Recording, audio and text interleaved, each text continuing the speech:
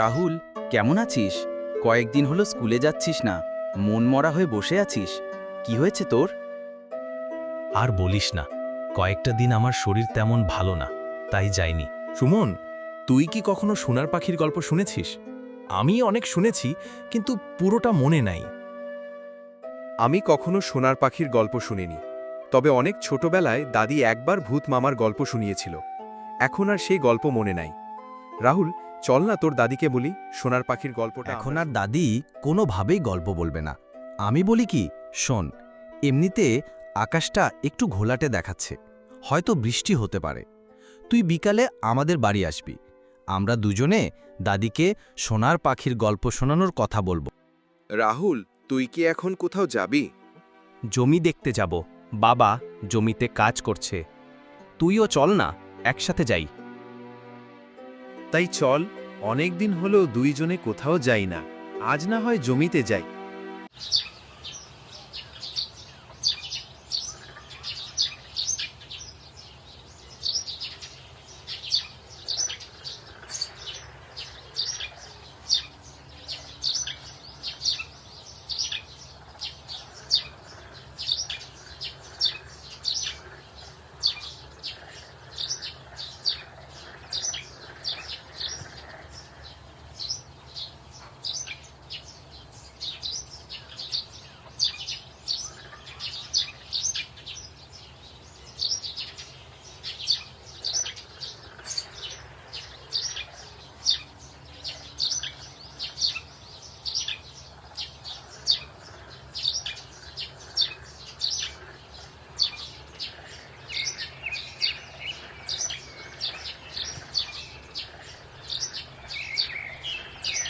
কি ব্যাপার, এই ভর দুপুরে তোমরা এখানে? সুমন, তুমি কেমন আছো? কাকা, আমি ভালো আছি। আপনি কেমন আছেন? আমিও ভালো আছি।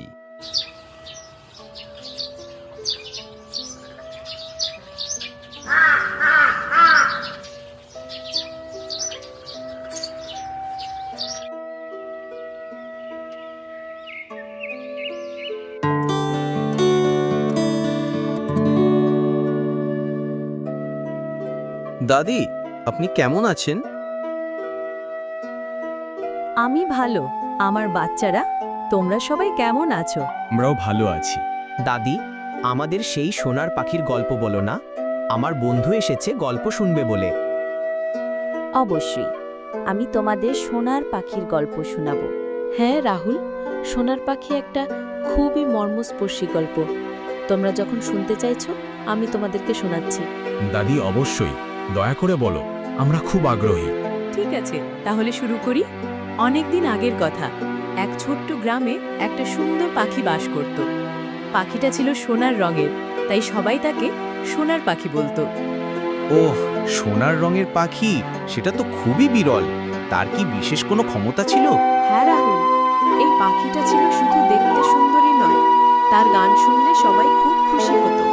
তার গানের মধ্যে ছিল এক ধরনের জাদু, যা মানুষের মনকে শান্তি দিত। মানুষের সংসারে শান্তি ফিরে আসত। বাহ, তাহলে সবাই তাকে খুব পছন্দ করতো, তাই না? হ্যাঁ, কিন্তু গ্রামের কিছু লোক ছিল যারা লোভী ছিল।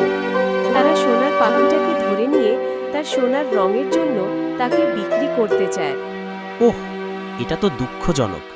পাখিটা কি তাদের হাত থেকে বাঁচতে পেরেছিল? হ্যাঁ, পাখিটা ছিল খুব বুদ্ধিমান, সেই তাদের ফাঁদ এড়িয়ে চলত। কিন্তু একদিন এক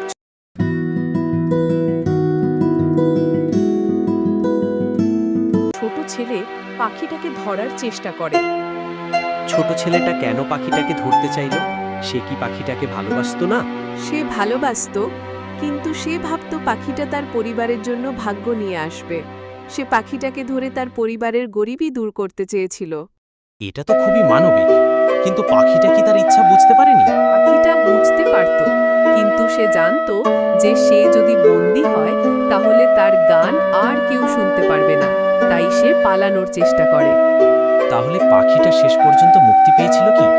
হ্যাঁ, এক রাতে পাখিটা তার শক্তিশালী গান গেয়ে সবাইকে জাগিয়ে তোলে। সবাই বুঝল পাখিটাকে বন্দি রাখা ঠিক নয়। তারা পাখিটাকে মুক্তি দিল। এটা তো খুব আনন্দের খবর। তাহলে গ্রামের মানুষরা কি পাখির গান শুনে শান্তি পেত না? হ্যাঁ, সোনার পাখির গান শুনে গ্রামের মানুষরা আবার সুখী হয়ে উঠল। তারা শিখল যে প্রকৃত সৌন্দর্য হলো মুক্তি এবং ভালোবাসা। দাদি, তোমার গল্পটা খুব সুন্দর। এটা আমাদের অনেক কিছু শেখায়, বিশেষ করে লোভ এবং ভালোবাসার মধ্যে পার্থক্য। ঠিক বলেছ রাহুল। গল্পের মাধ্যমে আমরা বুঝতে পারি যে প্রকৃত সুখ পাওয়া যায় অন্যকে সম্মান এবং ভালোবাসার মাধ্যমে, লোভের মাধ্যমে নয়। ধন্যবাদ দাদি, তুমি আমাদের আজ একটা মূল্যবান শিক্ষা দিয়েছো।